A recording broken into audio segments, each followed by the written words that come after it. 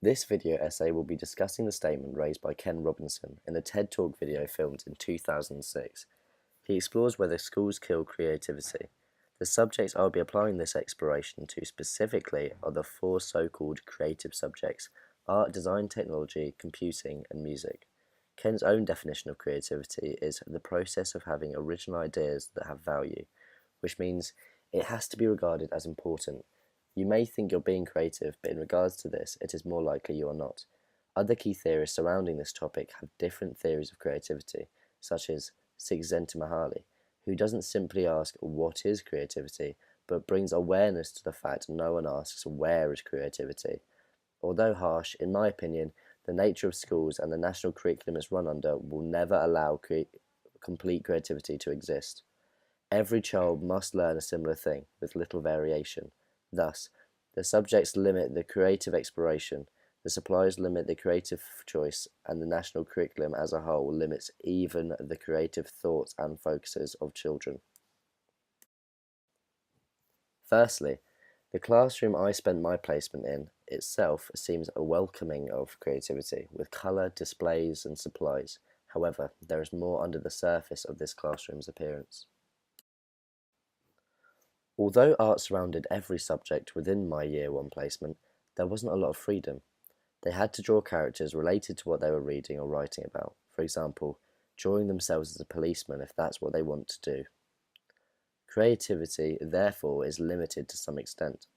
Theorists may even state that there is no creativity at all compared to others. As Robinson states, it has to be original, it has to have value, and as Gardner says, creativity is the achievement of something remarkable and new, which these children won't have the chance to do within that subject if it continues this way. Design technology was almost non-existent as a subject in my placement, but this almost worked better as a method of enhancing their creativity.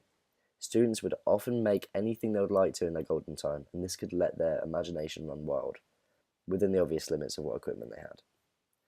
Papert believes that when children use their own intuition and use known concepts to extend their understanding of new experiences, it enhances their ability to learn and shapes them up to be creative, rounded adults. This is supported by another key theorist, Cross, who says the D&T education is important because it uses open-ended tasks and challenges specifically. Thus, more time should be given to the subject as a whole. Their choice of supplies were quite large, thankfully, in my placement, but they often had to refill them at the end of the week. Whether or not this happened made the lesson a lot more creative. In my month placement, they only had one computer lesson. This may have been due to the age of the children I taught. Possibly they couldn't be trusted constantly with quite expensive equipment. Some of the children were quite inept, whereas others obviously had computers at home and were allowed to access them because they could easily work their way through programs like Scratch Junior, a coding system designed for kids, Google Search, and Microsoft Word. The creativity, therefore, was obviously limited, and there wasn't much opportunity to witness their development and eventual freedom using those applications. They were constantly being taught the basics. Similar to art, music was incorporated into every lesson. Children would take musical breaks on an online site called Go Noodle. This allowed children to sing and dance and get rid of some of that energy they have before having to sit down for a couple hours. There is a large number of songs and dances. This allows the children to have some variation to their choice, but no real creativity in the creation of music itself. Songs are played to help them clean up and get ready for the end of the day, and these intermusical moments were more creative than the actual music lessons. They would sit down in a circle in the middle of the hall and share an instrument, attempting to copy the teacher. There is no real creative capabilities. Csikszentmihalyi talks about creativity and where it can be found. There should be supplies surrounding the children so that they can create their own music and have freedom.